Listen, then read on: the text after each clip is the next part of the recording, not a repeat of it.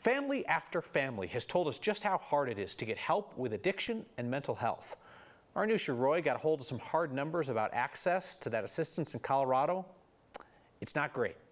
It's a familiar sentence at this point. We said that mental and behavioral health issues have gotten worse as a result, but also as a symptom of COVID. Advocates say that means some people who are reaching out for help are met with closed doors. How often is this happening? And this is bearing that out in the data. Over the last several years, anywhere from 13 to 16% of people in Denver trying to get help were denied. That means they couldn't get an appointment because there wasn't any space, couldn't afford it, or the wait was too long. And as bad as that sounds, it's better than statewide numbers and national numbers that sit at around 80% of folks who can't get the help when and where they need it. The wait times vary. 73% of folks looking for outpatient substance use disorder treatment from a state licensed facility get same-day approval. At the same time, the CEO of Mental Health Colorado said a family's child who was suicidal was able to get help from crisis services right away, but could not see a psychiatrist for 60 days.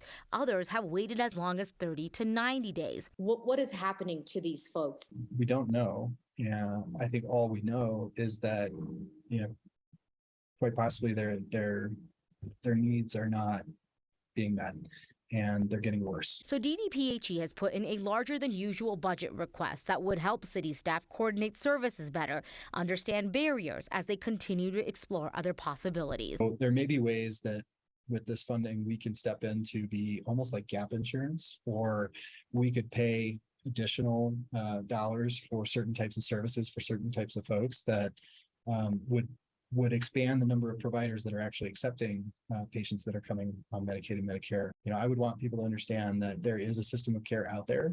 It is available, and hopefully it's getting better.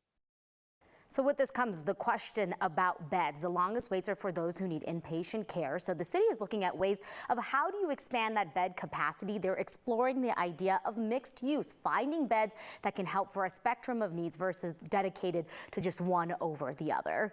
This scramble in different communities of figuring out how they can get creative to pay for this.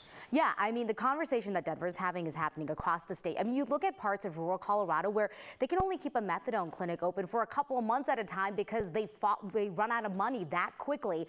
I always have people asking me about Medicaid, and that is an issue here, right? Because Medicaid is covering treatment options, reimbursement rates, not always great for providers. So that's another barrier that's also being addressed.